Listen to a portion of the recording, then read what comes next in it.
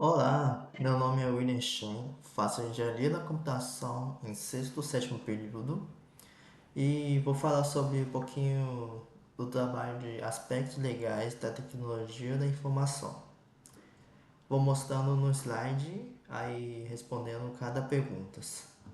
Slide, eu vou falar sobre Lei 9.610, que é Lei dos Direitos Autorais, chamado LDA, e o Lei 9.609, que é chamado Lei do Software. Aí vamos para a primeira questão.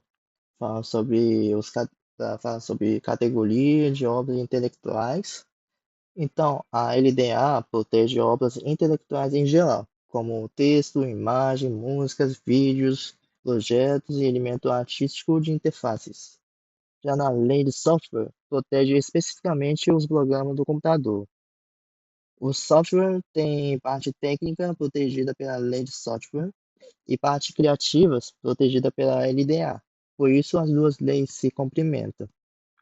Aí, por exemplo, um design criar um desenho digital, a arte é protegida pela LDA. Mas se um programador criar um aplicativo que usa essa arte, o software do app é protegido pela lei de software. Agora, na segunda questão, pedindo para explicar os direitos morais. Então, a LDA garante direitos morais como autoria, nome, integridade, ineditismo e direito de modificação. E no software, só vale o direito de reivindicar a autoria. Outros direitos morais não se aplicam para não travar manutenção e atualizações. Por exemplo, deve criar um sistema dentro de uma empresa, mesmo que a empresa tenha os direitos patrimoniais, o dev ainda tem o direito moral de ser reconhecido como autor de código. E na terceira questão é falando sobre duração da proteção. O software tem proteção de 50 anos a partir da publicação ou criação. E as obras intelectuais em geral têm proteção de 70 anos após a morte de autor. Por exemplo, se você criar um aplicativo, um site, ele é protegido por 50 anos depois de ser publicado. E um livro é protegido por 70 anos após a morte do autor. A diferença existe porque softwares têm caráter tecnológico e rápida obsolescência, enquanto obras artísticas têm valor cultural duradouro. Agora na questão 4, falando sobre INPI, Instituto Nacional da Propriedade Industrial. INPI é o órgão responsável por registrar programas de computador, oferecendo prova oficial de autoria, data e titularidade. Entretanto, o registro não é obrigatório e os direitos nascem automaticamente com a criação. E na questão 5 fala sobre contratos de software. Eu usei três artigos, artigo 4, 9 e 10. Artigo 4 fala cessão de direitos patrimoniais e transferência quando o software é criado em contrato de trabalho ou por encomenda. Artigo 9 é licença de uso, principal forma de uso do software.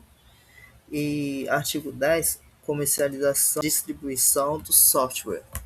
Por exemplo, se eu sou um programador freelance e uma empresa queria me contratar para desenvolver um sistema, eles assinam o contrato com identificação de software, prazo, valor e o que pode ou não pode fazer.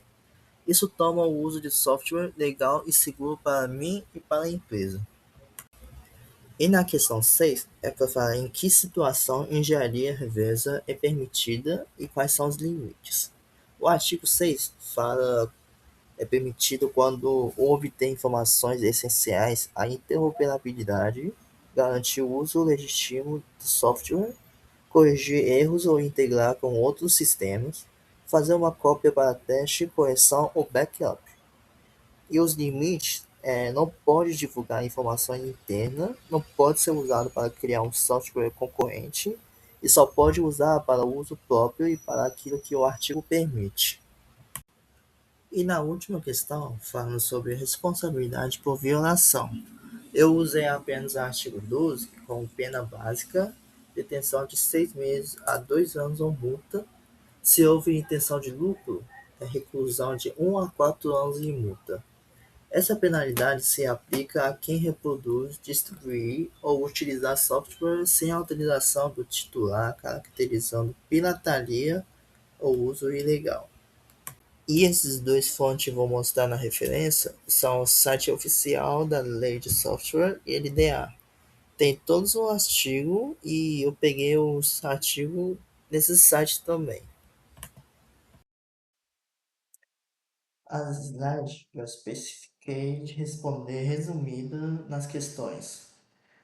Então o vídeo é até aqui. Obrigado pela atenção e até o próximo.